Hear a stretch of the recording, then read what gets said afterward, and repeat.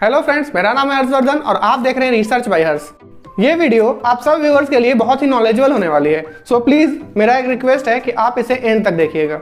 Generally हम लोग का एम्बिशन होता है कि पढ़ लिख के एक अच्छा सा जॉब पा सके और इसके लिए एक suitable qualification according to the job आपके पास होना चाहिए। अकॉर्डिंग टू द जॉब अच्छी स्किल्स और नॉलेज भी बहुत जरूरी है और जिस किसी जॉब में भी फिजिकल फिटनेस की रिक्वायरमेंट होती है वहां पे आपको खुद को क्वालिफिकेशन के साथ साथ फिजिकली फिट भी प्रूव करना पड़ता है। लेकिन हमारे देश में एक जॉब ऐसा भी है जिसके लिए आपको किसी भी टाइप की एजुकेशनल क्वालिफिकेशन या फिजिकल फिटनेस की जरूरत ही नहीं है। आप 12th पास हो, 10th पास हो या 8th पास हो या फिर आपका पढ़ाई लिखाई से पूरी तरीके से कोई लेना देना नहीं है, फिर भी आप इस खास जॉब में आ सकते हैं। मैं बात कर रहा हूँ MP या MLA के जॉब की।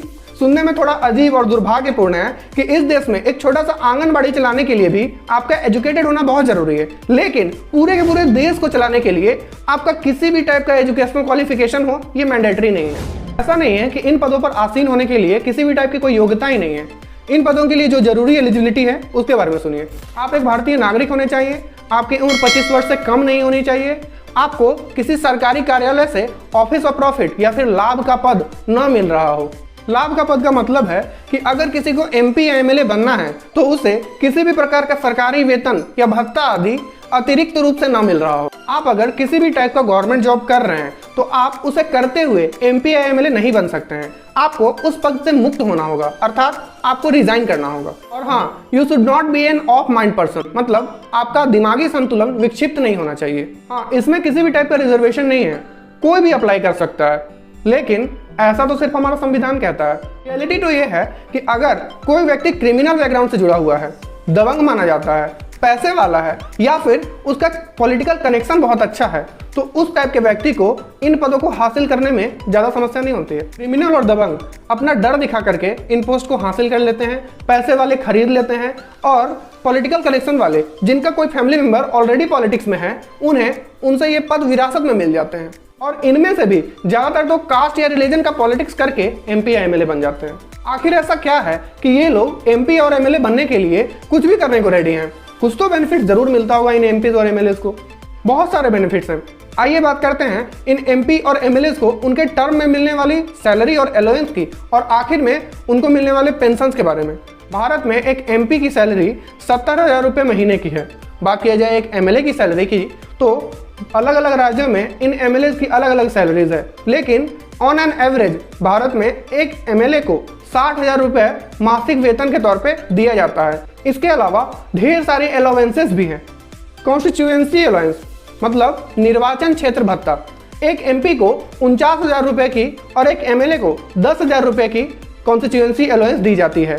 MP या MLA को अपने क्षेत्र में बहुत सारे मीटिंग्स और सभाएं करानी होती है, इसके लिए इन्हें कंस्टिट्यूएंसी अलाउंस दी जाती है। कंटीजेंसी अलाउंस यानी आकस्मिक भत्ता, एक MP को 10,000 रुपये और एक MLA को 5,000 रुपये आकस्मिक भत्ता के तौर पे दिया जाता है। सेक्रेटेरियल असिस्टेंस यानी सचिवीय सहायता के लिए एक MP को 40,000 रुपये और एक MLA को 5,000 रुपये दिए जाते हैं। अपने निर्वाचित क्षेत्र में हर MP या MLA का 1 या 2 ऑफिस होता है जिसे मेंटेन करने के लिए इन्हें ये पैसे दिए जाते हैं। कन्वीनियंस अलाउंस यानी वाहन भत्ता के तौर पे हर MP या MLA को हर महीने 700 लीटर तक के पेट्रोल मुफ्त में दिए जाते हैं। टेलीफोन बिल्स के लिए भी इन्हें 2,500 से 3,000 रुपए हर महीने दिए जाते हैं। इन्हें हाई स्पीड वाईफाई कनेक्शन के लिए ब्रॉडबैंड फैसिलिटी भी दी जाती है। रहने के लिए आलीशान घर और इस घर में लग्जरियस फर्नीचर और इन फर्नीचर को मेंटेन करने का खर्च भी इन्हें दिया जाता है। असेंबली सेशन या कमेटी मीटिंग्स के दौरान सिटिंग अलाउंस के तौर पे 2,000 रुपये प्रतिदिन के लिए इन्हें दिया जाता है, मतलब कि AC में बैठने के लिए 2,000 रुपये। वाह। ट्रैवल अलाउंस के तौर पे इन्हें और इनकी जीवन साथी को तीनों प्रकार की यात्रा के लिए मतलब रोड, रेलवेज और एयर के लिए विशेष प्रकार की सुविधाएं दी गई हैं। बाय एयर जाने के लिए टिकट प्राइस के साथ साथ उस पर 25% एक्स्ट्रा, मतलब अगर टिकट का प्राइस 10,000 रुपये है तो इन MP या MLAs को 12,500 रुपये अलॉट किए जाएंगे। साथ ही साथ एक MP को पूरे साल के लिए 34 फ्री सिंगल एयर जर्नी की फैसिलिटी दी गई है।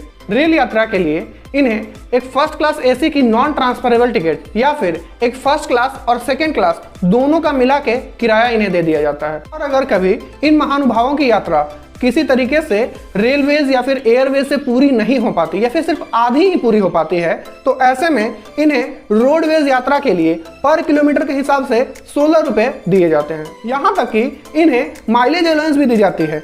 अगर कभी MP या MLA साहब को खुद की या किसी प्राइवेट गाड़ी से यात्रा करना पड़ गया तो उसके लिए भी 16 रुपए पर किलोमीटर के हिसाब से इन्हें मिलता है। अब बात करते हैं एक MP और MLA के कार्यकाल समाप्त हो जाने के बाद मिलने वाले पेंशन के बारे में। हमारे देश में सिटीजन्स को बहुत सारे राइट्स दिए गए हैं। इन्हीं में से एक राइट है राइट टू इन्फॉर्मेशन। इसी के एक क्वायरी के अनुसार 2020 और 21 के 2679 फॉर्मर MPs को 99 करोड़ रुपए पेंशन के तौर पे अलॉट किए गए हैं, मतलब मंथली करीब 31,000 रुपए। और इनमें से कई फॉर्मर MP तो फिल्म स्टार और इंडस्ट्रियलिस्ट भी हैं। सच में इन करोड़पतियों को भी पेंशन के भरोसे रहना पड़ता है। मोरोवर एक MP को मिनिमम 25,000 रुपए और एक MLA को 20,000 रुपए की मासिक पेंशन मुहैया कराई जाती है, फिर चाहे वो व्यक्ति 5 साल के लिए MP बना हो या सिर्फ एक दिन के लिए उसे पद प्राप्त हुआ हो। साथ ही साथ हर साल की दी गई सेवा के लिए 1500 रुपए अतिरिक्त रूप से दिया जाता है। वेस्ट बंगाल में एक MLA की सैलरी 21,800 रुपए है, लेकिन 2,000 पर डे की अलाउंस मिला के यही सैलरी 81,800 की हो जाती है। साक्षरता दर में बिहार टॉप 10 में आए ना आए, लेकिन MLAs को सैलरी देने के मामले में 6th पोजीशन है बिहार का। अब वीडियो एंड करने से पहले मेरा आप सब लोगों से कुछ सवाल है कि अगर 20,000 की सैलरी पाने वाला एक कॉमन आदमी जो अपनी सारी जरूरतें इन्हीं चंद पैसों में ही पूरी कर लेता है, तो उसी कॉमन आदमी में से कोई एक जो आगे चल के MP या MLA बनता है, उसे इन सारी तरह तरह की सुविधाओं की आदत क्यों लग जाती है?